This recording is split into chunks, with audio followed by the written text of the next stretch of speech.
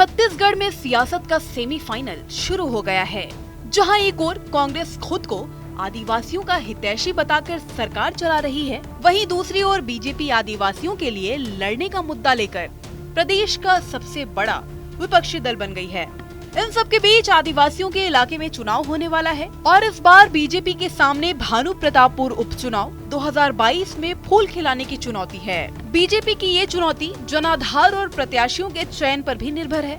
भानु प्रतापपुर में बीजेपी का चेहरा कौन होगा, इसे लेकर कई तरह की चर्चाएं हैं, लेकिन इस रिपोर्ट में हम आपको वो नाम बताएंगे जिन्हें पार्टी टिकट देकर चुनावी मैदान में जीत की उम्मीद से उतार सकती है। आपको बता दें, भानु प्रतापपुर कांग्रेस का गढ़ माना जाता है।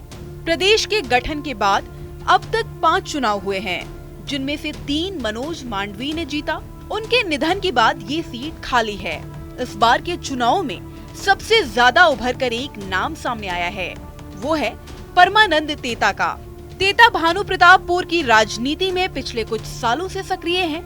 पेशे से इंजीनियर तेता एनएमडीसी में मैकेनिकल मैनेजर रह चुके हैं। साफ और एजुकेटेड छवि की वजह से इनका नाम दावेदारों की लिस्ट में सबसे ऊपर है। हालांकि बीजेपी पूरे प्रदेश में नई रणनीतियां बनाकर काम कर रही है। रेस में इससे पहले इसी इलाके से विधायक रह चुके ब्रह्मानंद नेताम और देवलाल दुग्गा भी हैं। लेकिन बीजेपी में बदलाव की लहर के चलते इन पर दांव शायद संगठन ना लगाए।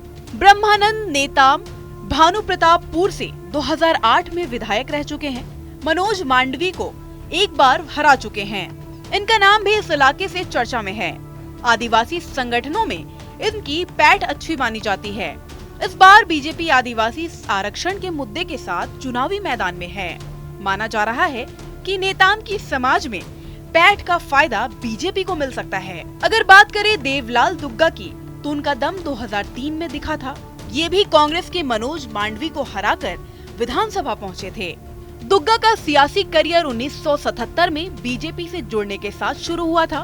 पेशे से किसान दुग्गा भानु प्रतापपुर के अनुभवी नेता हैं।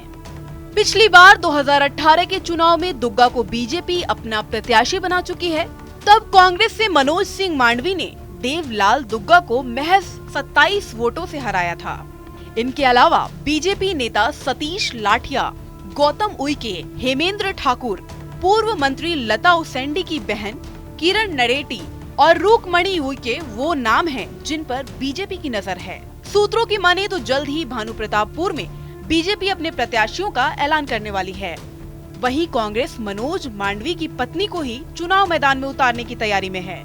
राज्य स्थापना के बाद से प्रदेश में करीब 11 विधानसभा सीटों पर उपचुनाव हुए हैं।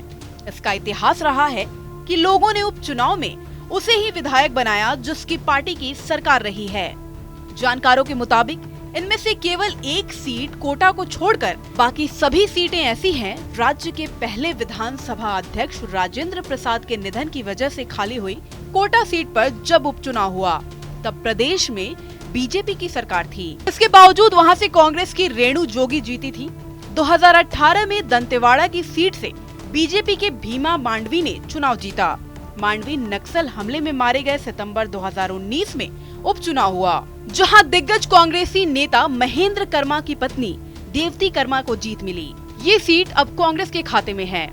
2019 में चित्रकूट में उपचुनाव हुए, क्योंकि यहां से कांग्रेस के चुने विधायक दीपक बैज को लोकसभा सीट से चुनाव लड़ना पड़ा। वो जीत गए। ये सीट खाली हुई तो कांग्रेस से ही राजमन बेंजाम ने उपचुनाव जीता और विधायक बन बैठे। 2020 नवंबर में मरवाही में उपचुनाव हुआ। यहाँ से विधायक रहे छत्तीसगढ़ के पहले सीएम अजीत जोगी की मौत के बाद जनता कांग्रेस से ये सीट कांग्रेस के पास चली गई।